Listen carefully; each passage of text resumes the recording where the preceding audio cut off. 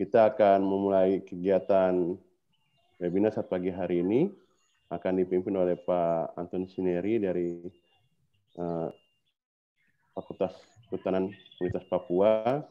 Beliau merupakan staf pengajar dari Fakultas Kehutanan, menyelesaikan S1-nya di Fakultas Kehutanan Unipar, dulu Fakultas Uncen, S2-nya di Universitas Mula Warman, dan S3-nya juga di Universitas Mula Warman, Samarinda.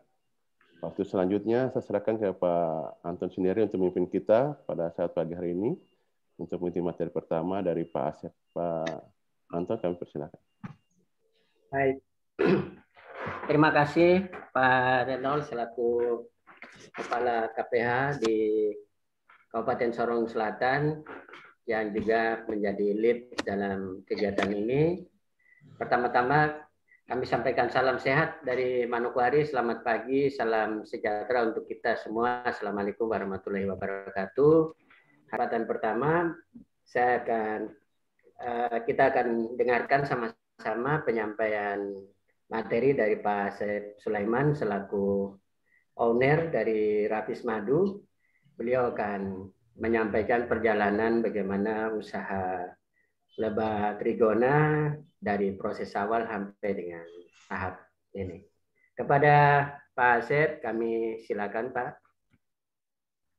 Terima kasih atas waktunya. Bismillahirrahmanirrahim. Assalamualaikum warahmatullahi wabarakatuh. Salam sejahtera untuk kita semua. Selamat pagi Indonesia. Pagi. Semangat.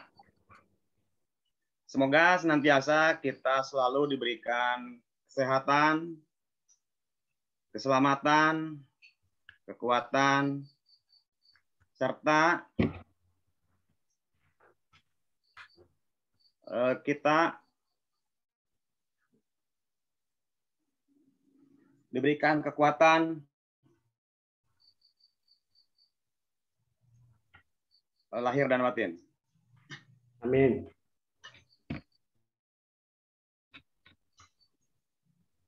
Jadi sebenarnya sejarahnya itu saya itu berbudaya lebah madu itu memang dari nol, benar yang sesuai di keterangan itu memang benar dari nol, karena dulu saya seorang karyawan swasta, pernah bekerja di PT Gudang Garam, pernah bekerja di PT Mayora Indah Tbk, dan menjadi supir bis cepat. Perkenalkan dulu, mungkin saya bernama Asep Sulaiman, tempat tanggal lahir 9 Mei 1980, lahir di Kota Banjar. Berarti kurang lebih usia saya 41 tahun, masih muda Pak. Nah, ini tempat penangkaran atau apiari madu Rapis, kurang lebih kisaran 100 koloni api serana. Bermula dari nol tuh bagaimana? Jadi memang benar-benar dari nol, bermodalkan tekad yang kuat, mimpi, keuletan, ketelatenan. Memang kita harus giat. Tidak lupa kita memang harus melakukan inovasi. Inovasi tidak henti untuk meraih mimpi.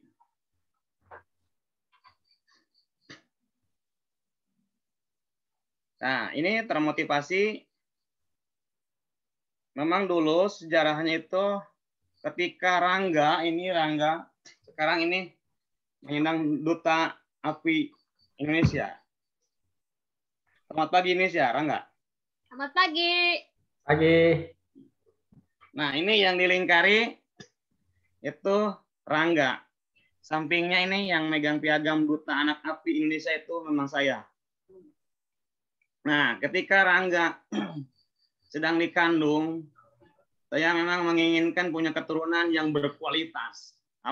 Gimana artinya berkualitas itu? Anak yang smart,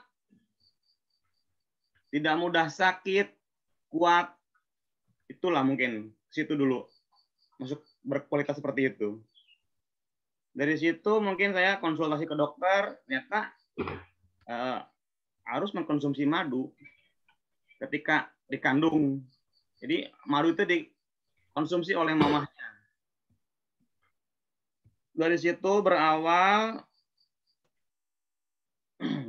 coba direkomendasi sama dokter, memang saat itu saya direkomendasi sama dokter bahwa beli madu merek tertentu dari apotik. Tapi memang bukan tidak bagus, madu dari apotik juga bagus. Cuman ingin mendapatkan madu yang lebih berkualitas dan gratis, itu sih intinya, Pak. Nah, kebetulan di rumah itu ada lebah liar.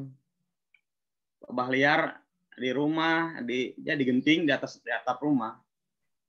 Coba saya tangkarkan atau pindahkan ke stup budidaya dengan stup yang sangat sederhana waktu itu karena belum punya inovasi dan sebagainya. Yang penting lebah itu bisa pindah dari genting saja dulu. Stup sederhana juga nggak apa-apa, yang penting lebah bisa betah dan masuk ke stup budidaya. Seperti itu. Lanjut. Nah, kalau ini udah inovasi terbaru, stup terbaru ini. Stup lamanya tidak terfoto waktu itu karena memang sudah lapuk. Kurang lebih budidaya lebah madu kurang lebih sekitar 10 tahunan. Ini aja ketika Rangga lagi hamil, sekarang udah usia 10 tahun, berarti jauh 10 tahun kurang lebih. Ini budidaya stup yang terbaru, inovasi terbaru menurut kami. Nah, dari situ belajarnya kami otodidak, memang banyak belajar dari alam, tapi dikolaborasikan atau di-mix dengan belajar dari internet. Ya, tadi itu ikut seminar-seminar, tadi kan fotonya ikut seminar. Itu seminar peternakan lebah tropik tingkat nasional waktu itu di UGM di Jakarta. Dan kebetulan waktu itu Rangga juga dapat pengukuhan atau piagam Duta Anak Api Asosiasi Perlebahan Indonesia. Nah, ini prim-primnya seperti ini. Primnya seperti ini. Ini kan kelihatan. Kalau menurut saya ini telurnya nih rapat, itu indikator sang ratu masih sangat produktif. Terus berarti itu vegetasi juga melimpah, bagus, berarti itu vegetasi sangat disukai sama lebah. Indikatornya ini telur itu rapat, madu juga ada di bagian atas prim itu madu kurang lebih sekitar 2-3 sentian atau sampai 5 senti. Tapi yang paling diutamakan itu harus lihat itu telur, yang diperhatikan itu telur atau brood. Telur itu kalau telurnya emang kurang bagus atau tidak rapat atau jarang, berarti itu kan indikator ratu sudah tua atau tidak kurang produktif atau tidak produktif. Nah, itu kan harus diregenerasi. Sebenarnya budidaya lebah serana itu tidak ada perlakuan khusus. Kita sebatas monitoring jika dikhawatirkan ada predator. Predatornya apa saja? Biasanya itu kan situasional. Tiap daerah, apalagi kalau lintas pulau, lintas provinsi, itu biasanya menurut kami itu beda-beda. Tapi yang umum itu biasanya seperti semut, cicak, toke, kecoa, kodok, dan sebagainya. Itu predator. Yang dikhawatirkan memangsa koloni lebah, nanti bisa berikutnya bisa punah.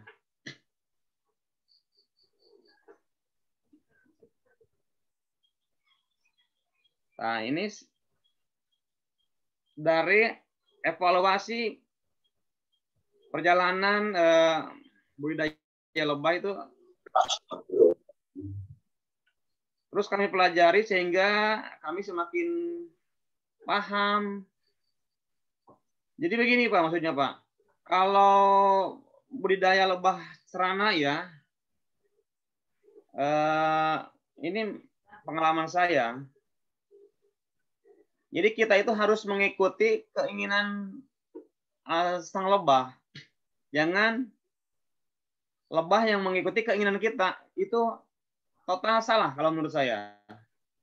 Selain vegetasi, memang harus bagus ya.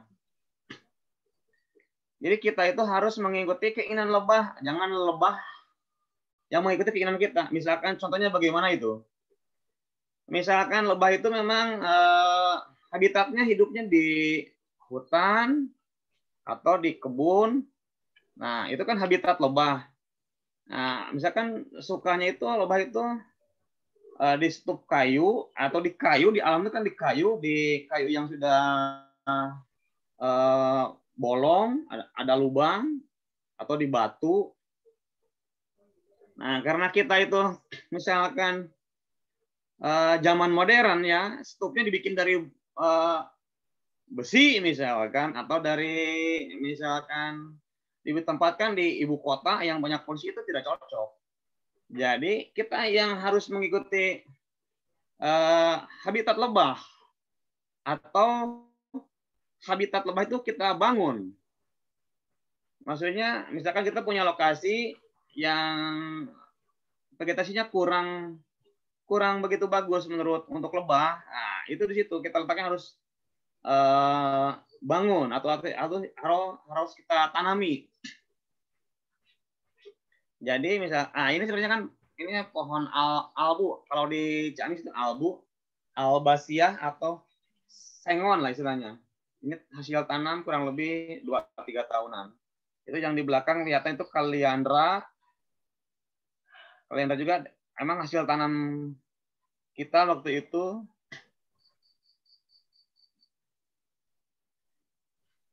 Nah, jadi kita itu memang harus penuh dengan kalau ingin budidaya baik trigona, serna maupun Dora satu juga memang harus pakai hati.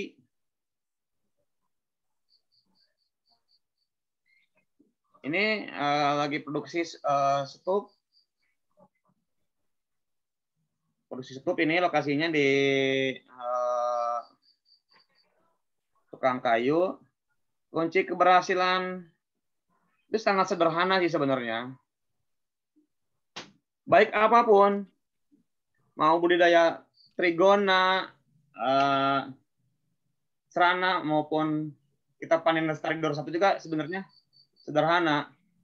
Kita berkeinginan yang tinggi, tekad yang kuat, fokus, sabar, totalitas.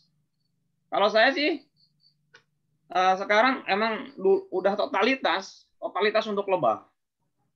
Jadi hidup mati untuk lebah.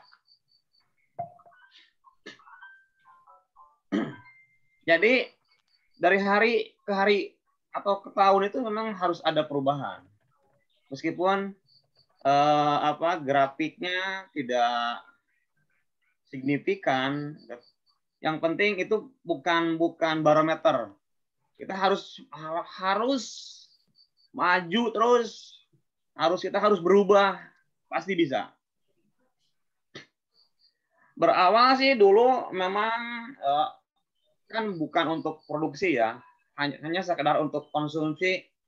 Mamahnya Rangga waktu itu ketika itu memang lagi hamil, lagi mengandung Rangga, calon buah hati kita.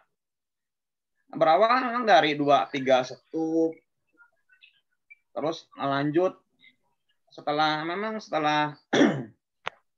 bukan berhasil ya waktu itu, memang ya dikatakan bisa panen lah untuk alhamdulillah berkat ulet, tekun, sabar. Yang utama itu sabar, Pak. Bapak Ibu, yang utama itu memang kita harus sabar. Karena sifat lebah itu memang tidak burung-gusu, tidak terburu-buru. Sifat lebah itu memang sangat sabar, jujur nomor 1. Apa yang dibawa lebah itu memang jujur, dikasih ke kandang, ke frame berbentuk heksagonal itu mau jujur menurut saya. Jadi jujur itu memang nomor 1, tidak ada 2. Jujur, sabar, kompak. Ini stup hasil inovasi saat ini. Jadi stup juga, ke stup lu sedikit Pak. Jadi stup juga ada yang mungkin nanyakin ukuran stup dan sebagainya. Stup itu sebenarnya tidak ada ukuran baku sih, kalau menurut saya tidak ada ukuran baku. Jadi itu tergantung juga lokasi. Biasanya tiap daerah itu kan berbeda-beda, antara koloni di daerah kami dan daerah yang lain itu biasanya berbeda-beda dari banyaknya pasukan, atau kalau di istilah saya itu koloni gagah atau koloni bagus atau koloni kecil. Koloni yang besar misalkan kalau dimasukin ke stup kecil yang punya Asep Ciamis gimana ini misalkan, stupnya kan saya cenderung lebih kecil ya dibanding tempat lain kalau menurut saya. Kalau di tempat saya ini sekarang kecil ukurannya. Tapi itu tidak masalah. Stup kecil juga tidak masalah. Nanti selanjutnya bisa di stup topping atau stup tingkat atau stup superan. Jadi kalau menurut kami ukuran stup itu tidak ada ukuran baku. Jadi itu tergantung Bapak Ibu. Ukuran itu sebenarnya kalau menurut saya bebas disesuaikan dengan kondisi saja. Nah, ini jadi kalau ingin budidaya lebah itu sebenarnya harus digeluti juga ilmu pertaniannya, Pak. Kenapa harus menggeluti ilmu pertanian? Karena memang lebah madu itu sangat erat kaitannya dengan alam. Ini kan lebah itu sangat membutuhkan bunga ya. Tapi tidak sekedar bunga, jadi harus di lokasi penangkaran itu harus ada pohon yang mengandung NPR. NPR itu nektar, polen, dan resin. Jadi misalkan tidak sekedar lebah trigona saja yang membutuhkan resin, tetap lebah serana juga membutuhkan resin. Resin itu pohon yang mengandung getah. Contohnya misalkan pohon mangga itu kalau menurut saya sangat komplit itu pohon mangga. Karena ada NPR, nektar, polen, dan contohnya pohon mangga, terus pohon nangka itu resin.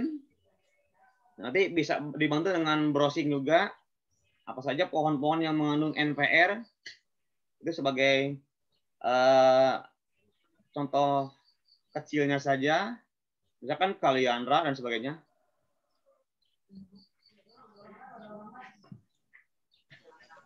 Nah, ini yang dimaksud dengan ikuti naluri lebah, jangan memposisikan lebah harus mengikuti kita. Itu yang tadi saya sempat ulas sedikit. Jadi memang itu pengalaman, Pak. Misalkan itu tidak ada di buku sih menurut saya. Jadi memang kita harus mengikuti naluri atau keinginan lebah, bukan memaksakan keinginan kita. Yang tadi sempat saya terangkan sedikit itu.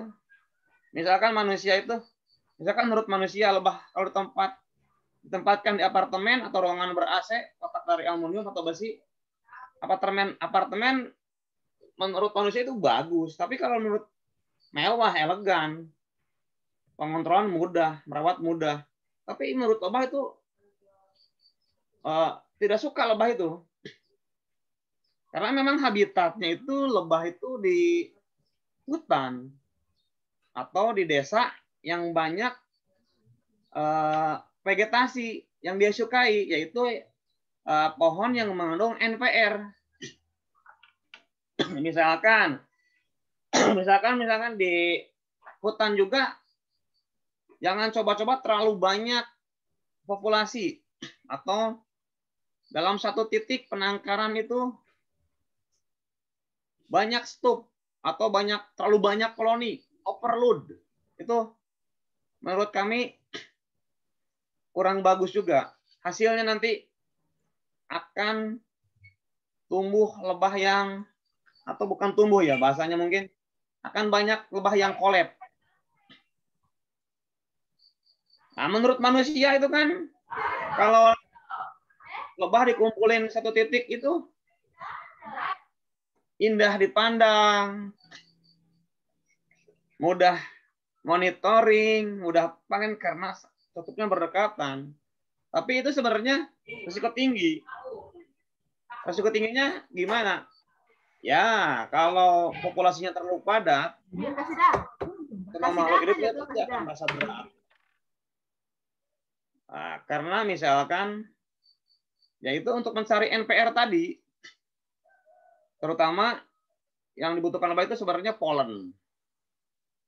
Tapi memang harus komplit.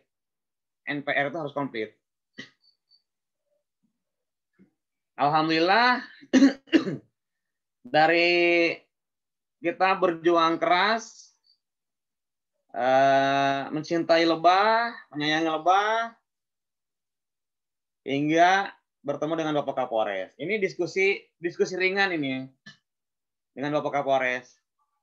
Saya seorang Asep, seorang warga desa yang tidak berpendidikan tinggi, bisa diketemukan dengan Bapak Kapolres.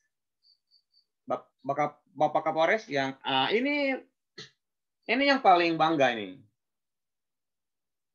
Saya alhamdulillah bisa bertemu dengan Ibu Menteri LHK, Ibu Siti Nurbaya. Sekarang beliau masih dinas. Ini karena apa?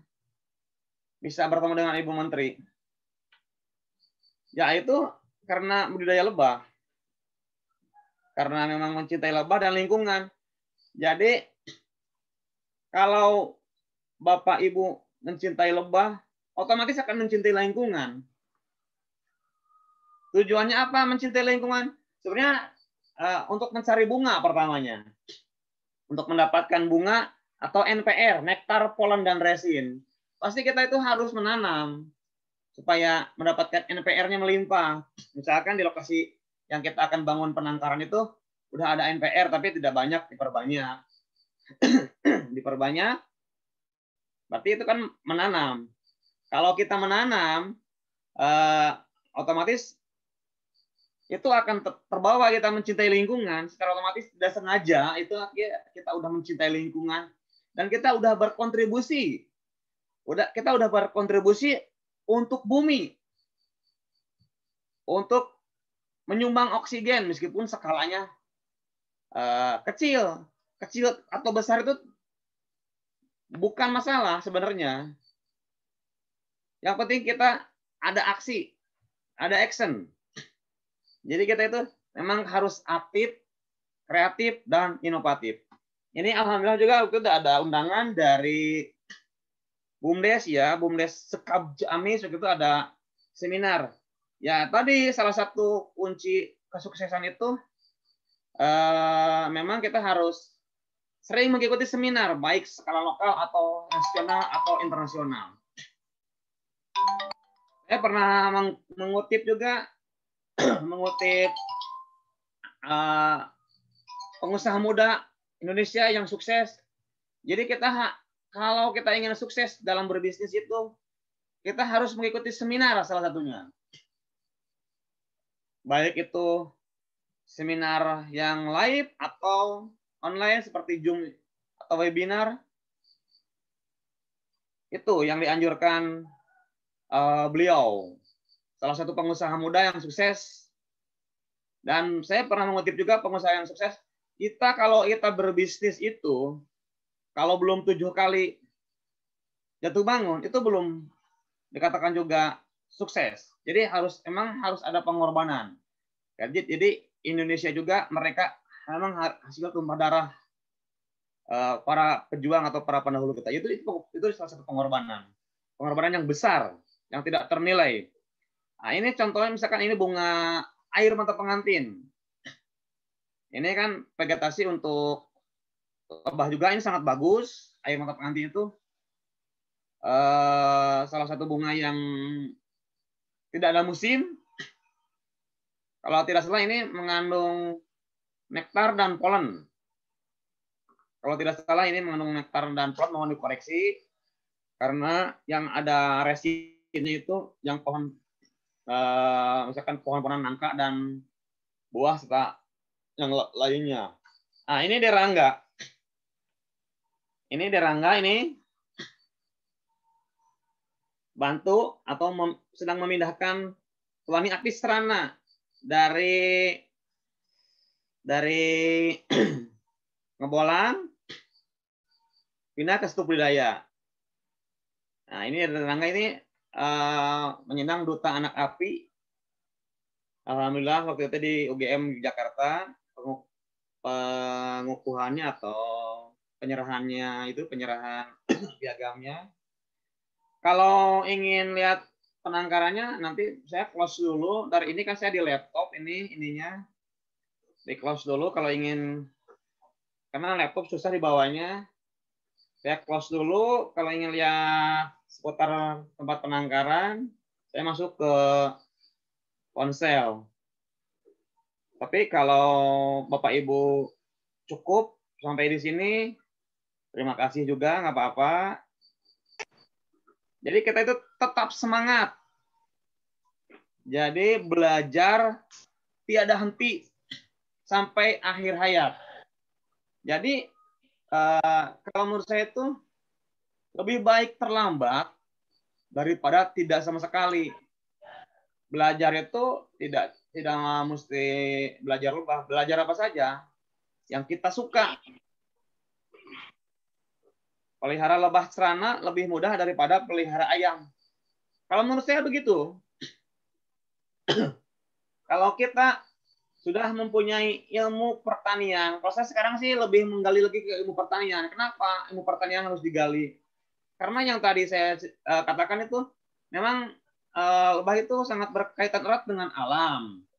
Yaitu pasti yang disukai lebah itu NPR, nektar, polen, dan resin. Di mana itu adanya NPR itu? NPR tersebut adanya itu di pohon atau bunga. Ya, itu pun harus ditanam di tanah. Kalau tanah kita itu tandus, tidak akan menghasilkan NPR dengan optimal. Makanya kita harus mempunyai ilmu pertanian. Assalamualaikum warahmatullahi wabarakatuh. Salam sehat. Terima kasih Pak Asep. Tentunya banyak sekali ya. Saya lihat banyak sekali teman-teman akan nanti mungkin di forum diskusi ya.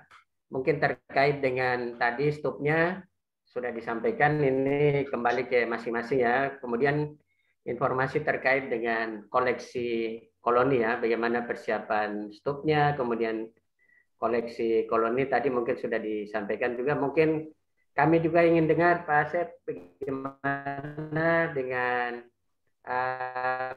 produk akhirnya, bagaimana panen dan pemasarannya. Mungkin itu ya. Mungkin nanti didiskusi saja. Kami mau tahu Pak Asep tadi kalau dari foto-foto yang ditampilkan itu ada stup yang kurang lebih 2-3 meter ya dipasang di batang pohonnya. Mungkin sengon kah Pak Asep ya? Itu stup. Jadi kita itu kalau koloni yang baru dari alam itu memang jangan dikasih rapat seperti yang di foto tersebut, Pak.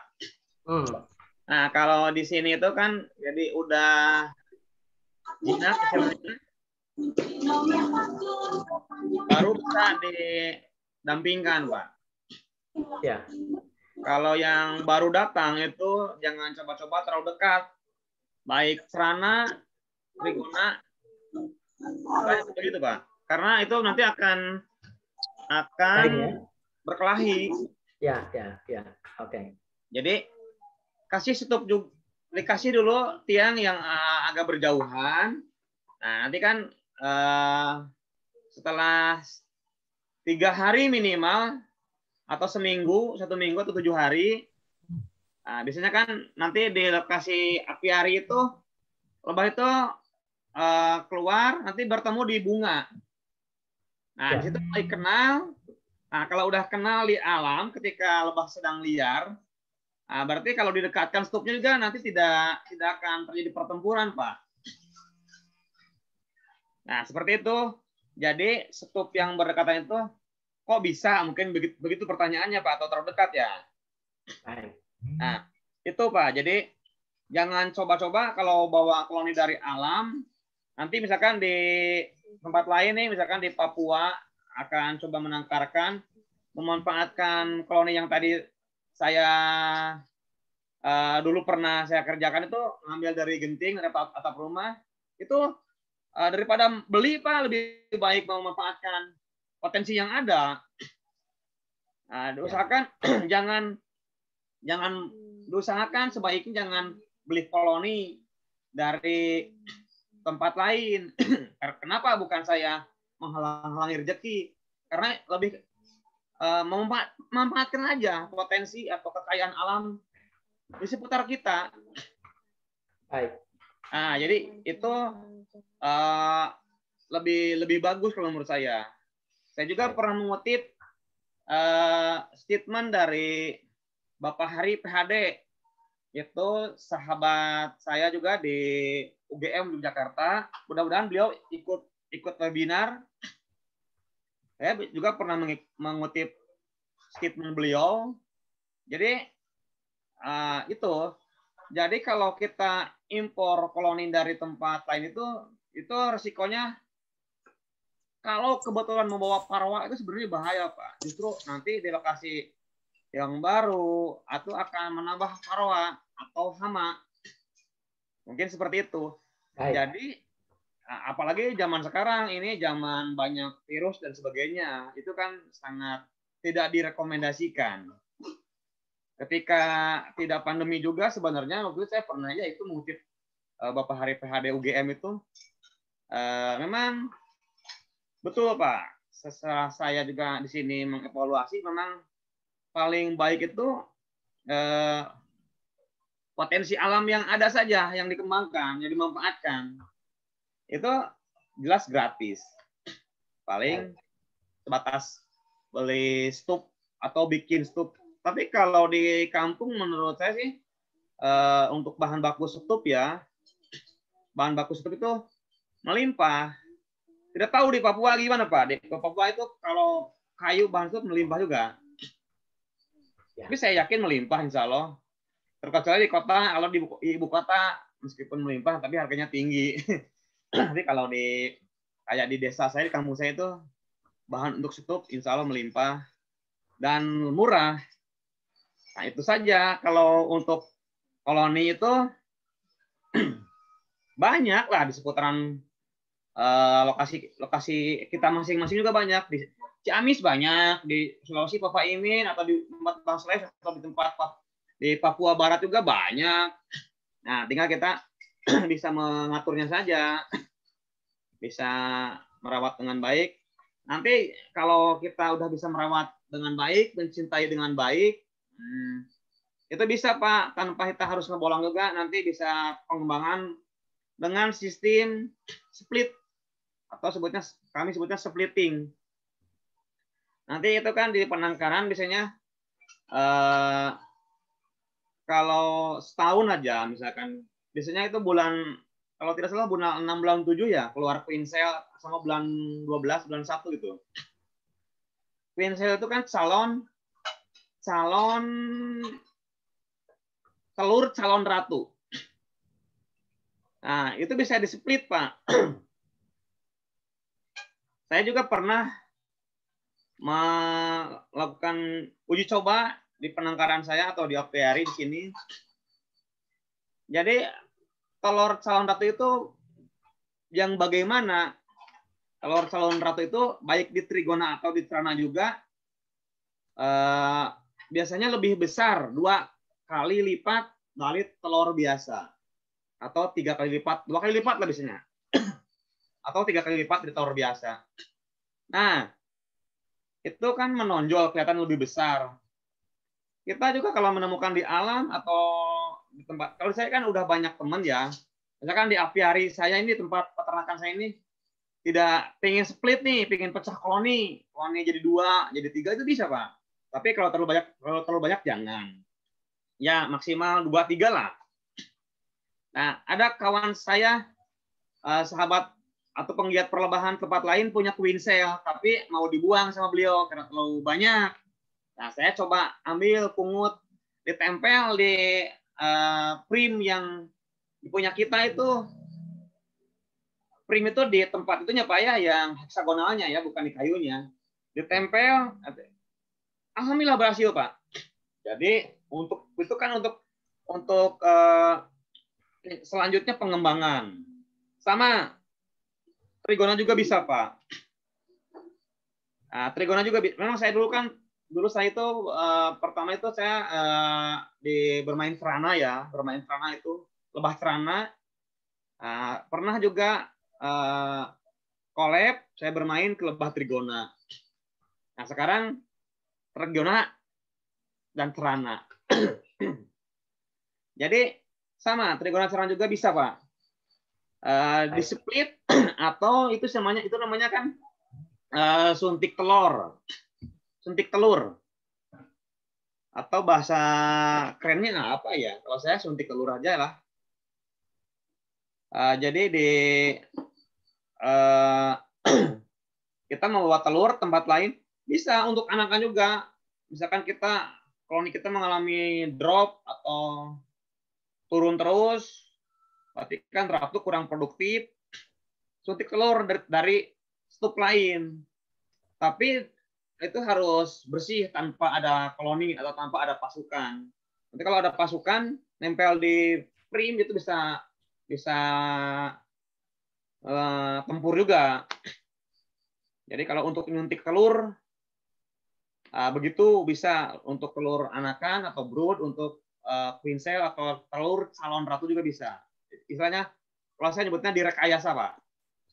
Tapi rekayasa dalam tanda kutip positif gitu kan. Baik. Pasti ada pertanyaan, itu berhasil rekayasa atau suntik telur? Alhamdulillah berhasil baik di trigona maupun serana juga. Jadi begitu Pak, kalau misalkan untuk pengembangan memperbanyak koloni ya, memperbanyak koloni itu mungkin itu teknik sederhananya seperti itu. Jadi kita tidak ngebolang terus dari alam. Semoga deh mau keluar. Ya, tidak terjadi eksploitasi Pak. Kalau kita terlalu dieksploitasi di alam, nanti berbahaya juga. Di alam tidak seimbang. Lebah itu kan salah satu polinator terbaik. Kalau menurut saya ya, polinator itu kan banyak, kupu-kupu, burung dan sebagainya. Kalau saya sih lebih suka lebah. Menurut saya itu lebah itu salah satu polinator terbaik. Kalau di alam terlalu dieksploitasi, diambil ke penangkaran, nanti di alam tidak seimbang. Jadi kita juga harus punya teknik splitting atau pecah koloni dengan teknik rekayasa. Mungkin seperti itu Pak. Baik, terima kasih Pak Asep. Pak Asep, ini ada pertanyaan. 10 tahun kelola lebah ini, bagaimana dengan artinya pendapatannya, kemudian jenis bunga apa? Tadi kalau kita lihat ada sengon, ada beberapa jenis tanaman. Nah, ini pertanyaan ke arah bunga. Bunga apa saja yang Pak Asep kembangkan terkait dengan modifikasi pakan lebah ya, terkait dengan polen, nektar dan getah tadi ya. Kemudian yang kedua untuk tanaman pohonnya. Jadi ada bunga-bungaan tadi, ada pohonnya, kemudian terkait dengan bagaimana dari sisi pendapatan setelah kelola madu ini, lebah ini, Pak. Silakan Pak Asep. Baik Pak, terima kasih. Jadi tadi sesuai yang itu dipoto itu ya. Jadi tetap pelihara lebah itu harus ada pohon atau bunga yang mengandung NPR. 3 tersebut itu tidak bisa dipisahkan Pak. Yang 3 tersebut itu. NPR itu nektar, polen, dan resin. Pohon apa saja yang mengandung nektar? Nektar itu apa? cairan manis yang keluar dari bunga, batang, dan daun. Itu nektar ya. Nektar itu cairan manis yang keluar dari batang, dari kelopak bunga, batang, dan daun. Apa saja bunganya? Nah, kalau yang mengandung nektar itu kaliandra, air mata pengantin, kelapa, kopi juga ada, aren. Aren itu termasuk mengandung 2, nektar dan polen. Tapi nektarnya itu tidak nektar bunga. Justru bunganya itu mengandung polen total, tidak ada nektarnya. Justru nektarnya itu keluar dari batang. Jadi itu cairan manis yang keluar dari kelopak bunga, batang, dan daun. Nah ini baru sampai ke batang nih. Berarti kelapa juga dari batang, nektarnya banyaknya. Tapi ada juga yang dari bunga. Kalau kelapa, kalau aren di bunga itu totalitas untuk polen. Kalau nektarnya di batang. Itu berarti nektar yang di batang. Nektar yang di daun itu apa? Biasanya dihasilkan dari pohon mangga, ketapang, dan akasia. Itu keluar, akasia itu dari bunga dan daun. Nektar batang, Pak Asep. Nektar batang ada mangga, ada akasia. Enggak, Pak. Nektar batang itu, Pak, ekstra flora ya namanya ya. Ya. Itu dari yang dikeluarkan dari kelapa sama aren. Ya, ya. Sama akasia. Akasia itu mengandung nektar yang keluar dari daun, Pak. Mangga juga dari daun. Ada. Kalau mangga itu komplit. Mangga itu ada nektar yang keluar dari bunga dan daun. Nah, bahkan mangga itu lebih komplit lagi, ada resinnya. Resinnya kayakan resin. Baik. Nah, terus misalkan itu bunga rambat juga bagus, Pak. Kayak air mata pengantin, santos lemon atau temon itu. Bunga santos itu melimpah ruah nektar dan polen. Tapi lebih ke nektar sih. Nektar cairan manis. Itu kan ada mangkok itu. Mas kemarin saya nggak share fotonya ya. Itu ada mangkok. Biasanya itu mengandung nektarnya banyak sekali itu. Nektar yang keluar dari bunga, batang, dan daun. Banyak sih. Selain itu juga yang saya tidak ketahui mungkin yang di sini yang tersedia itu ya kaliandra, air mata pengantin, terus markisa. Markisa juga itu melimpah ruah, Pak. Nektar dan polennya, Pak. Jadi memang kalau untuk penangkaran lebah madu itu di lokasi kita harus komplit. Harus komplit itu ada nektar dan polen. Misalkan bunga rambatnya ada, misalkan ambil markisa dan air mata pengantin tuh. Bagus tuh kayak itu cepet tumbuhnya, lumayan lama juga gitu. Jadi bunganya sepanjang masa lah gitu. Jadi yang kita cari itu kan bunga yang sepanjang masa. Atau bukan sepanjang masa ya.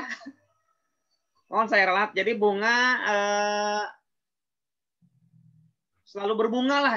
Sepanjang tahun istilahnya. Berarti bukan sepanjang masa ya. Berarti ada masa matinya ya. Sepanjang tahun. Tapi misalkan kaliandra juga itu kan sepanjang masa ya saya istilahkan. Tapi tetap aja ada off-nya. Biasanya kalau off-nya antara 2-3 bulan. Tapi nanti keluar lagi kembangnya atau bunganya. Kaliandra juga bagus, Pak. Kaliandra, air mata pengantin, santos, terus markisa, mangga itu kalau saya mangga paling utamakan. Mangga, pohon nangka, kelapa. Tapi kalau untuk menggenjot brood supaya rapuh P-nya besar. produktif itu kelapa sama aren, Pak. Coba di Papua Barat misalkan cari tempat yang banyak atau kebun kelapa. Nah, pasang stup di bawahnya, Pak. Itu pasti luar biasa hasilnya. Insya Allah. Baik. Baik, Pak Nah, Asep. mungkin untuk panen madu itu Ya, itu sifatnya situasional, Pak. ya. Panen madu itu bisa 2 minggu sekali, bisa 1 bulan sekali, bisa 3 bulan sekali. Tergantung juga lokasi dan bunga. Kalau bunga tidak banyak bermekaran, otomatis tidak bisa panen, Pak. Kalau kita, makanya di situ kita harus pintar-pintarnya. Ini sinyalnya. Baik. Coba deh. Oh. Pak Asep, Sinyalnya yang berikut terkait dengan hasil penjualannya, Pak Asep. Teman-teman, ada pertanyaan dari Balai BBKSDA terkait dengan bagaimana hasil penjualannya, Pak Asep. Ini masih bisa kedengaran suara saya, Pak? Masih. Silakan, Pak. Ini gambarnya, ini lihatnya gambarnya nggak jalan punya saya. Ya. Sinyalnya mungkin di sini kurang begitu bagus untuk saat ini. Baik, Pak, saya lanjut, Pak. Untuk pemasaran ya, sebenarnya pemasaran itu sebenarnya sederhana, Pak. Saat ini itu semua orang itu mempunyai gadget. Ya. Mempunyai gadget, Android, laptop, dan semua aplikasi itu dipasang biasanya di tiap gadget. Jadi intinya kita share melalui gadget, melalui ponsel. Kita share itu baik melalui WA, melalui Facebook, melalui sosial media masing-masing. Instagram, Twitter. Kalau saya sih pasang semua, Pak. Saya Facebook pasang, Instagram, Twitter, YouTube juga saya pasang. Jadi itu iklannya itu, Pak. Terus pakai masuk juga ke e-commerce. Itu jual beli online, e-commerce jual beli online kayak Lazada, misalkan Shopee, disebutkan merek apa-apa ya. Terus, tapi Pak yang Asep, mungkin ada mulut ke mulut juga itu tidak bisa diremehkan, Pak. Mulut ke mulut. Nah, jadi kita itu tadi yang saya sempat ulas itu, kita sering ikut seminar, Pak. Kita harus sering ikut seminar, Pak. Di situ itu kan kalau kami dalam Islam itu silaturahmi ya, sama mungkin teman-teman yang juga sama. Mungkin punya silaturahmi. Kalau kami itu kalau diwajibkan tidak ya, tapi disunahkan. Kalau dalam Islam itu disunahkan silaturahmi. Kalau sekarang itu mungkin ya ini seminar atau webinar. Itu, Pak. Jadi banyak manfaatnya dari seminar atau diskusi itu. Jadi teman atau saudara bertambah, rezeki juga insya Allah bertambah. Karena misalkan saya ikut seminar, saya ngobrolin tentang madu, tentang lebah dan madu, pasti nanti ada yang japri, chat ke WA dan sebagainya. Begitu, Pak. Baik, Pak Asep, terima kasih. Pak Asep, masih ada satu pertanyaan lagi terkait dengan pendapatannya, Pak Asep. Ini saya lihat Pak Imin sudah masuk. Mungkin secara cepat saja Pak Asep, ada bayangan untuk teman-teman penggiat madu Papua Barat ini, kira-kira dari 10 tahun usaha ini bagaimana dengan pendapatan Pak Asep? Kalau pendapatan ya alhamdulillah, Pak, bisa menafkahi keluarga. Ya kalau nominalnya itu mungkin saya privasi ya. Jadi alhamdulillah, Pak. Intinya, Pak, insya Allah, Pak, saya yakin teman-teman harus yakin. Baik. Madu itu mahal, Pak. Madu itu mahal. Kalau kita punya madu, ya kita alhamdulillah, Pak, berkecukupan, Pak, untuk makan layak dengan orang lain, misalkan. Ya, saya juga belum sukses sih, Pak, kalau menurut saya.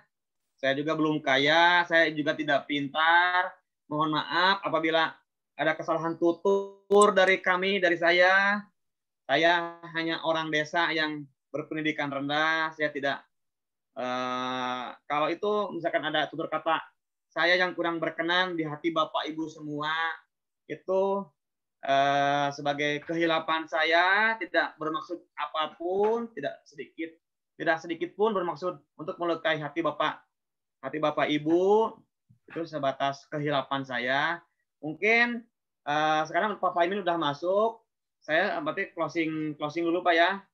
Ya, saya Asep Sulaiman, Rangga Pisensa dari Ciamis, mengaturkan beribu-ribu terima kasih atas kesempatan yang berbahagia ini, kesempatan yang sangat mulia ini, kesempatan yang sangat baik. Semoga kita semua senantiasa diberikan keselamatan, kesehatan, kita bisa maju untuk perubahan Indonesia. Terima kasih Pak Asep. Assalamualaikum warahmatullahi wabarakatuh. Waalaikumsalam. Pak Asep, terima kasih. Luar biasa ya. Sama-sama. Sudah berbagi Baik, dengan kami, teman-teman teristimewa. Teman-teman ini ada kelompok tani juga yang dari Papua Barat yang mengikuti secara langsung. Bapak Ibu, kalau masih ada pertanyaan Pak Asep, nanti setelah itu kita akan masuk di dalam ruang diskusi.